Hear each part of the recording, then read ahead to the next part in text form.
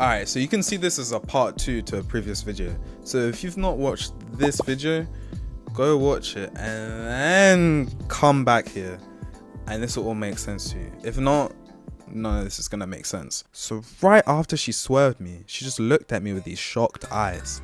And after a long 2 seconds, she simply said to me, "Let's take a walk outside." So we were walking outside the station and I was just frozen. So as we were walking, she just kept saying shit. She was like, "Oh my god, did you just try to kiss me? Like, honestly, like, that came out of nowhere, like, I am such an idiot. I've blown the whole thing. She's never gonna talk to me again. It's all over." She was talking, but I was completely phased out. Eventually, we circled back to the train station and my head started to clear up a bit.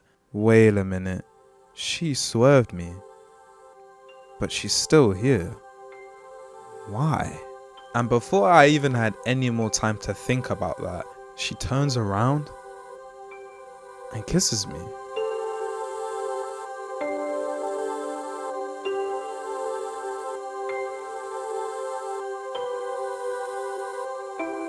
That kiss was no longer than like a second.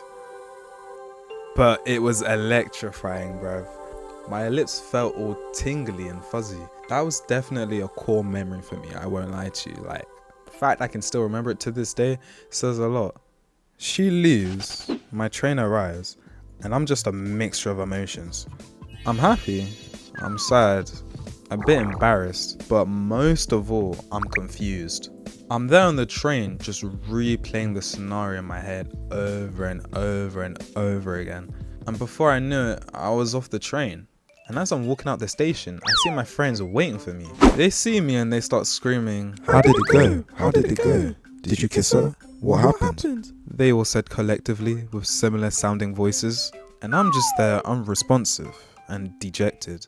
They all give a collective, "Oh man," assuming I didn't kiss her. And then there's a moment of silence. Yeah, I kissed her.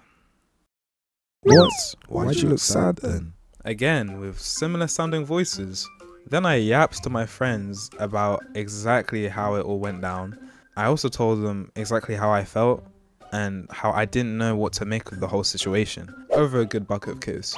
That used to be our spot back in the day. This girl had just mad confused me, bruv. They were basically all like, "Yeah, it's a bit weird that, you know, she gave you a kiss right after she swerved you, but hey, she gave you a kiss, so that's probably a good sign. Just roll with it, my boy." Later that night, I'm texting her and asking her like, what happened? And then she's basically like, "Yeah, I was just nervous. I didn't expect you to pull such a bold move like that, but I was down to kiss you." I'm thinking in my head like, oh, okay, that's actually fair. And that's actually good news. I got so much aura. She just couldn't handle it. She got all fucking, you know, she got a little bit fucking nervous. You feel what I mean? Like, she was just getting a little fucking... But hey, it was mission complete. The long shot actually went in. So now I'm in a perfect spot. Me and X Factor went from no base to first base to second base, all within the span of one evening. And then a couple days later, I want to say, we arranged to go on a date. I say a date in quotations because X Factor had really strict parents. They would call her phone multiple times a day just to make sure she was in school. And she always had to have her Live 360 turned on. My dad was strict as well, but even he wasn't that bad. Like, he didn't know about Live 360 and things like that. Bruv, if he found out about that app, if he found out about Live 360, I would not have had a social life in college. I would have been a prisoner at home. Again, these details are important for later.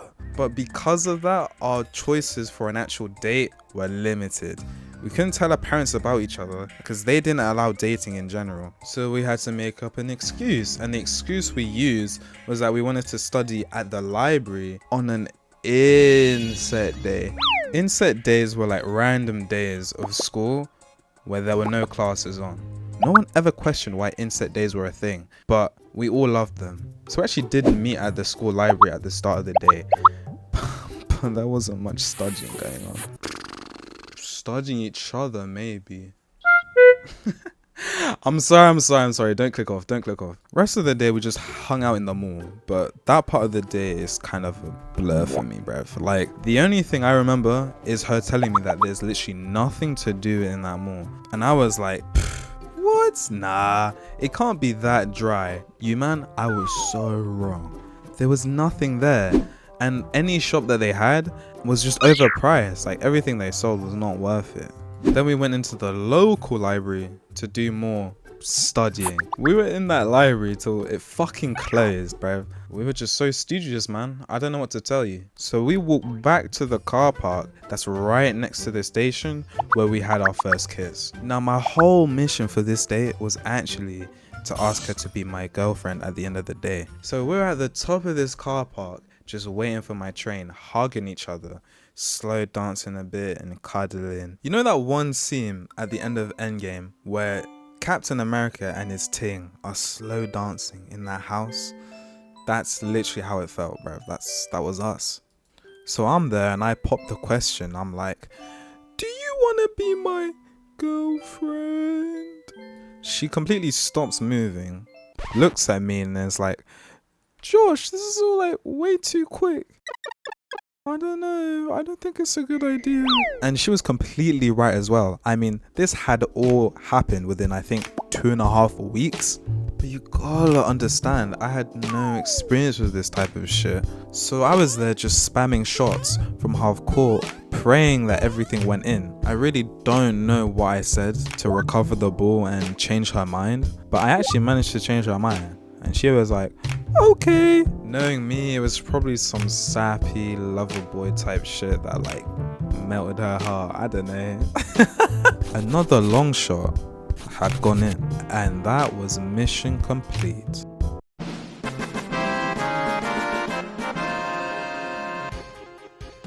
I hope you liked all those positive story beats, because there's no more of that now. It all becomes long from here. Within the next 2 weeks, it was already going downhill. The main complaint that she had was that she felt like I wasn't giving her enough attention. And then I would tell her that, you know, school was becoming a lot harder because I was doing hard sciencey type subjects. And the fact that we both had strict parents as well meant that outside of school, it was impossible to hang out because we were barely allowed out of our houses. Her complaining to me that I wasn't spending enough time with her felt unfair, because if we actually brung up the stats, when I wasn't doing school or other stuff, I was actually spending most of my social time with her and hung out mostly with her. So much so that like my other friends just started to see me as that one nigga who goes MIA once they get a girlfriend. Not a good look. But she didn't really like my response, because after that she texted me saying, yeah, I want to break up. I don't feel like doing this anymore. A normal person probably would have been like, ugh, that sucks, man. You were cool and all, but it wasn't for that long, so it's not that big a deal. But not me. I was like,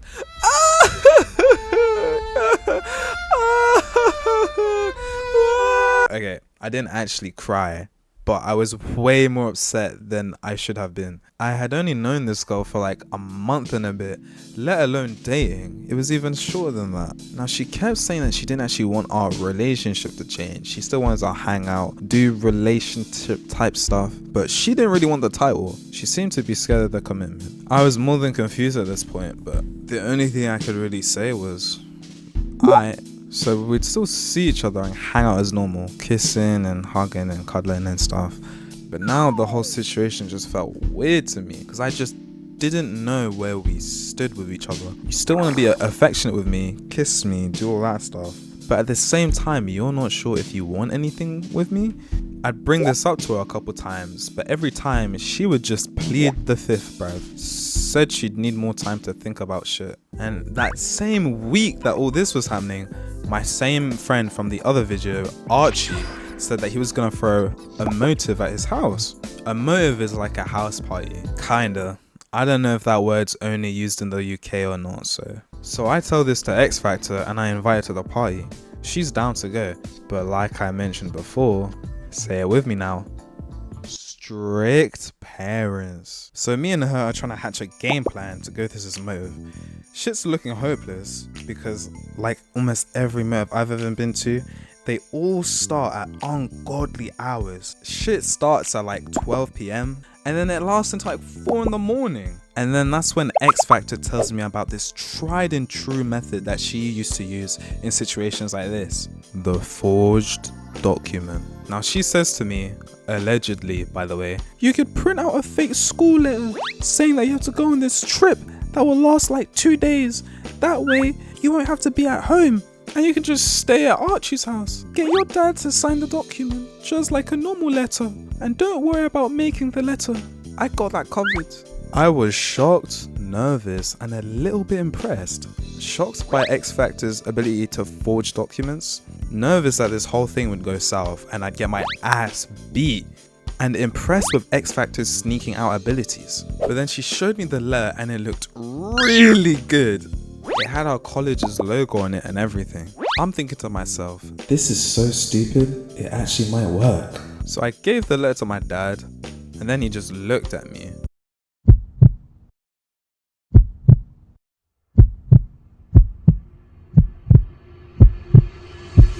He signed it off without a word. Holy shit. It worked perfectly. He didn't even ask me any questions. So I meet Archie at the start of the morning to help him set up for the motive. And also so my dad didn't have any chance to question me before I left the house.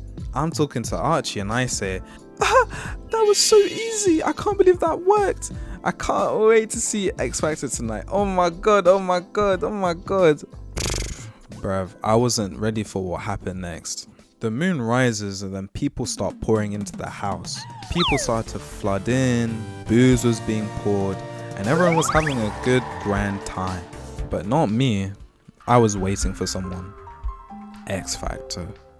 I waited and waited and waited, but she didn't show up. I texted her, no reply. One of her friends was at this party, so I asked her what the hell happened to her. And she said that she had to attend a last minute family party. And since I was talking to her friend and I felt comfortable enough asking, I asked if she knew how X Factor felt about me and if she actually wanted anything or I should just cut my losses and move on. She was telling me that she was sure that X Factor felt something for me and that I should just give it more time. Despite all the mixed signals, that gave me some reassurance, but I was low-key starting to get tired of the whole thing. I remember a couple days after I was hanging out with her, but it just felt off. But after those few times we hung out, she didn't even want to talk anymore. She wanted complete space from me. The ship was starting to sink, and the last thing that properly sunk the whole ship was when one of my friends gave me some words of advice. We'll call him Yoda. Yoda texted me this over Christmas break. He said, "Picture your perfect life. You have everything and you've achieved everything you've wanted in life through hard work and determination. Do you really think X Factor fits within that version of your life? If yes, just wait and keep trying to talk to her. If no, then you know what to do." You man, I genuinely took a whole week to think about this. Just thinking, pondering, contemplating. Finally, I was like, yeah, I don't think she fits in my picture. I don't even think I fit into her picture. If her saying that I wasn't spending enough time with her was enough to make her rethink the whole thing, then I think it's better off if this doesn't continue. And that was that. I never saw X Factor ever again after that. Wait, but Josh, why did you call her X Factor? You said there was meaning behind it. I know that because I watched the first video. Oh yeah.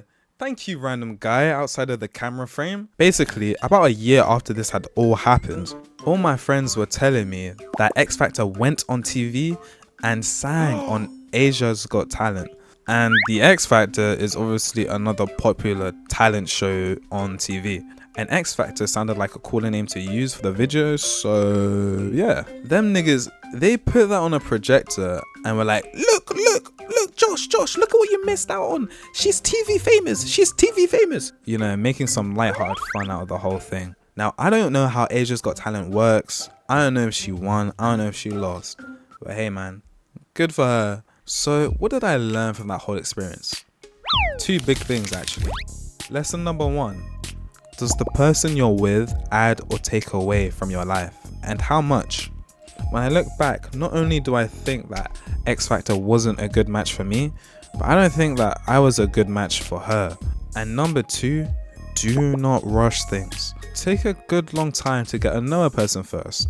Just like a good bolognese sauce or butter chicken sauce, you gotta let that shit simmer. It tastes way better that way. I should have never have asked for her to be my girlfriend that quick. As soon as I did that, the whole thing fell apart straight away. If I'd given that whole thing a little bit more time, the relationship might have lasted for a little longer. I think the third thing I realized as well is that maybe a better name instead of X Factor would have been Talent. You know, for talent show. Oh well, man. Maybe next time. I gotta workshop the names I use better. Like, honestly, I don't know. Hopefully it didn't take me as long to make this second part. I've not even started editing yet, but I'm gonna sort it out. I had a nice little holiday, so I feel refreshed. I'm gonna bring this out quick. I got some really nice comments on the first video. You know, some people are actually looking forward to this second part, so I hope it delivers, man. Expect more videos like this, man. And yeah, I think that's it. So subscribe and that. Peace. I hate ending videos, bro. It feels so weird.